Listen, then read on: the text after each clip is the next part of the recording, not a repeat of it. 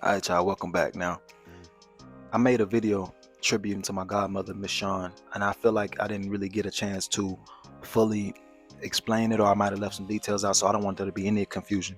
And the thing is like I always say, like, I believe in giving people their credit, giving people their flowers while they're here, because I might be gone today or tomorrow, or you just know life is short, so you never know what's going to happen. So you have to get it out that way.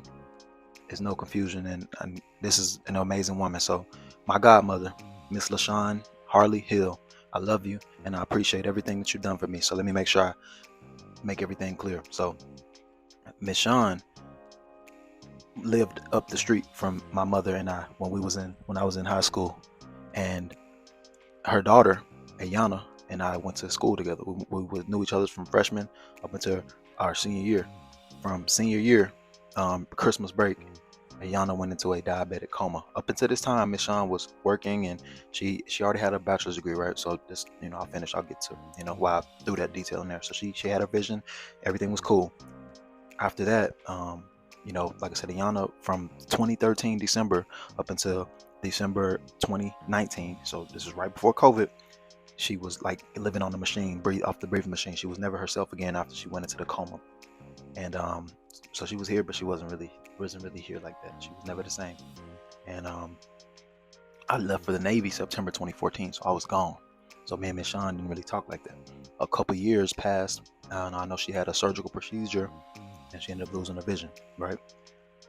After that, a couple years, fast forward, like I said, then Ayanna passed away.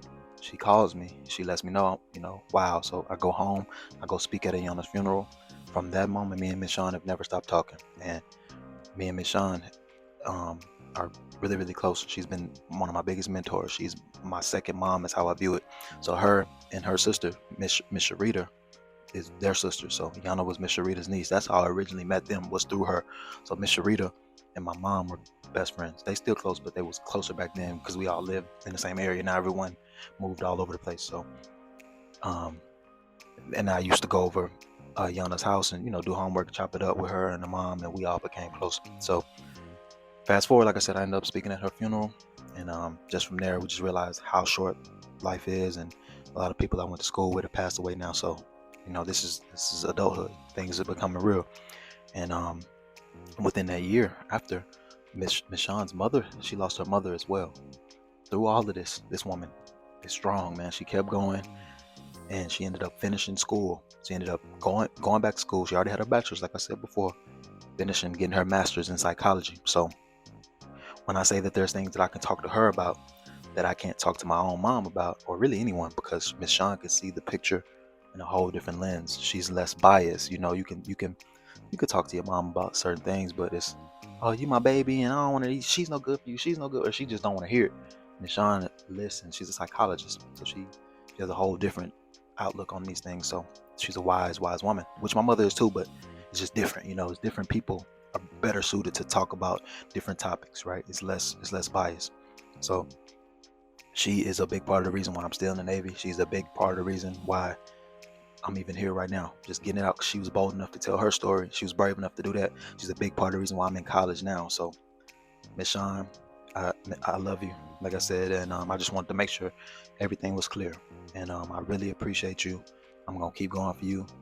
We got this. And like I talk about retiring my mom, my pops, I'm gonna make sure you never have to work again a day in your life as well. I'm gonna make sure that you're good, and I got you. We're gonna be all right. But I appreciate you guys.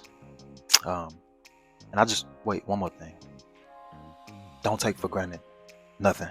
The people in your life, you call them. I don't care how busy you is. I don't care how stressed you is.